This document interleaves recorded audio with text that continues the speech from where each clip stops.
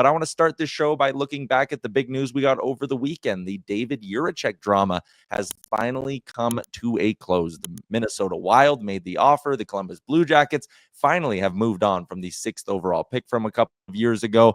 Pat, I think we can flash up the return here. What did you make of this? I mean, we had kind of heard over the last 7 to 10 days that the asking price had maybe gone from a really high-end young forward to a package of draft picks and a depth defenseman. That is, I guess, essentially what Columbus ended up getting.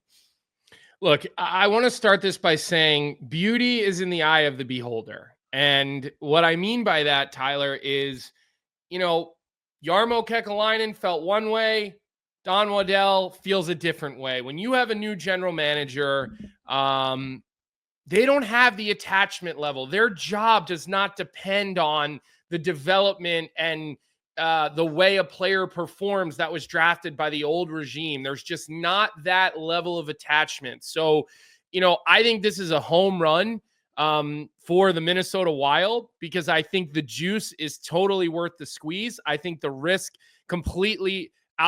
reward completely outweighs the risk.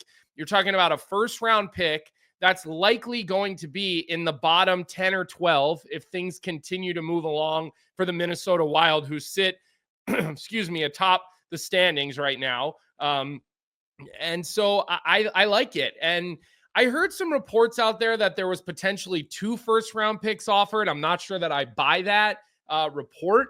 I forget who said it exactly. It didn't come from our guy Frank. It didn't come from from our DFO squad. But look, I think all around, like, Columbus gets a bunch of draft picks that they can weaponize if they need to. They can make the picks if they need to. And the Wild solidify their blue line for years to come. When you think about Faber and you think about Jiricek, and then you think about the fact that Zeev Buium at Denver is not far down the path. That kid's going to be a star.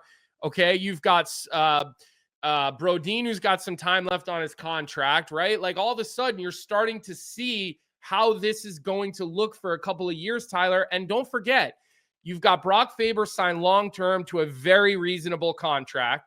You're going to have Jiricek under team control for the next load of years at pretty good numbers. You're not going to break the bank on him. Zeev Buium hasn't even started the entry-level part of his contract. So you have a lot of cost certainty on your back end. And anybody who listens to the Daily Faceoff, to my show in the morning, to your show, whatever, I'm a big believer in building through the back end. And I think that's what Bill Guerin is doing.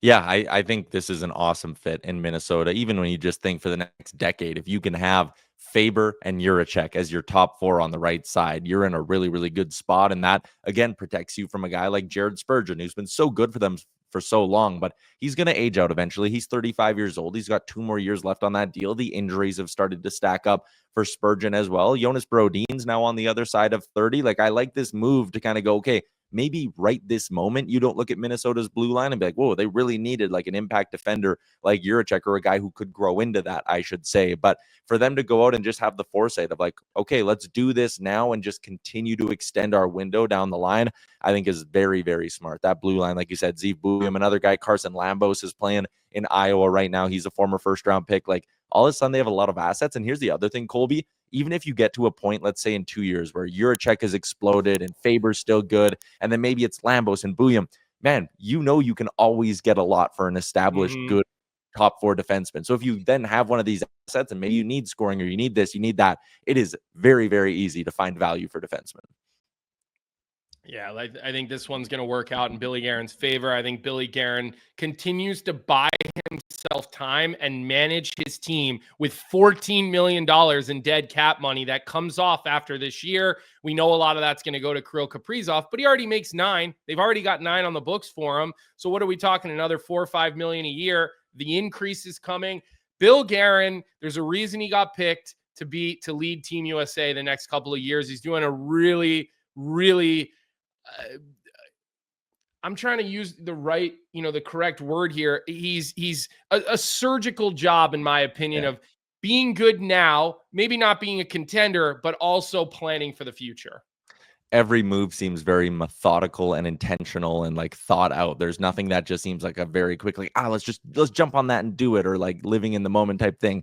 there's a plan there in Minnesota, and it's why they seem to be a team who's trending in the right direction. It was not the only trade we saw over the weekend, as there was a little swap between the Nashville Predators and Colorado Avalanche. Neither team off to the starts to the year that they wanted, but they swapped backup goaltenders with Justus Annunen and Scott Wedgewood, trading postal codes in this deal. And what I wanted to do was kind of zero in a little bit on Colorado here, because not to say that the ship has sailed in Nashville, but with 7 wins in your first 25 games, I don't think you're going out and making trades trying to salvage your season right now. If you're Colorado, you're absolutely trying to do that with how poor your goaltending's been this season. The fact you're 13-12 so far on the year. My thing is, again, this is a fine swap to go get a guy who's a little bit more veteran than Annunen, who has a track record, at least, of going on some nice runs. But this can't be the only thing Colorado's doing. I got a firsthand look at them on Saturday night. They are not the Colorado Avalanche of old. They are not the team that consistently strikes fear into you. And a big part of that is because I think if you're playing the Avalanche, you kind of sit there and go, it's a pretty good chance we're getting 3 or 4 tonight. We don't have to play perfect hockey to beat them. And that wasn't always the case when you were facing Colorado. Well, Tyler, look, you also have to remember, and we did our power rankings on Morning Cuppa last Monday, and I snuck Colorado into the 5th spot on my power rankings because they were on an 8-1-1 tear in 10 games. And now, since, I believe they've lost 3 in a row, and they're on a 3-6 skid right now. So at one point, to me, they looked like they were trending up.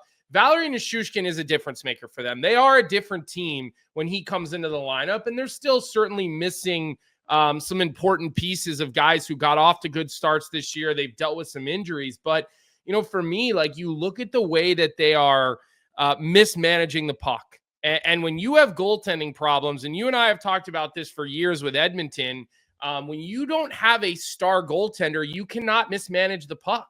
It just never works out in your favor. So sure, you go out and you get Scott Wedgewood, who I do think is a very capable backup type of goaltender. I think he can come in and give you some good starts. He did it in Dallas for a couple of seasons. Anytime Ottinger would get hurt, Wedgewood would come in and sort of steady the ship. I know his numbers aren't pretty, but I do think there's probably more confidence in the locker room in Colorado in Scott Wedgewood than there was in Annunen, who was just kind of young and unproven. I mean, a lot younger than Wedgewood. So I do think Colorado will be active. I don't think with the cast of characters they have, every year has to be win now. So I think they're a team that, we will certainly be keeping our eye on to see what else they do down the middle. Are you going to win with Ivan and Parker Kelly as your 3rd and 4th line centers? Probably not. I think Kovalenko has showed some spurts at times as a guy who's been up and in and out. Kivi Ranta is another guy. He's just so wildly inconsistent. We saw him have a hat trick in the bubble a couple of years ago for Dallas, and then ever since he's up and down American League, NHL. He just hasn't found that level of consistency that you need at the National Hockey League level. And the last thing I want to throw in there, the Mikko Rantanen contract situation. We've seen this time and time again. These star player contract situations can affect the locker room. They just can. And right now, we're seeing all these reports around and saying, I want $14 million. If I go to the open market, I can get $14 million. And we know they don't want to give them that. They want to keep it in their internal cap. And so I think that's another thing that is probably weighing this team down a little bit. I think the term internal cap, I think it's just so dumb because the market's always evolving. So 100%. Again, if you're going to be the Avs and you're going to stare at Rantanen and be like, you can't make more than Nathan McKinnon, that's our internal cap. Rantanen sits there and goes, well, the cap's $10-15 million higher than it was when he signed. You can't do that to me. I think it's just, again, get I rid laugh of the salary cap, luxury tax. Players are not selfish. Owners are selfish. Have a luxury tax. Give the players what they're deserving. That's how you know you got a former player on the show. But I do agree with you. And you know what? I think a lot of fans agree with you as well. What's up, hockey fans? If you enjoyed that video, then you need to be hitting the subscribe button right here at Daily Faceoff. Exclusive interviews and analysis from our hockey insider Frank Saravalli, fantasy updates from Brock Sagan, and a daily live show at noon Eastern, Monday through Friday. You don't want to miss any of the fantastic content, so hit that subscribe button.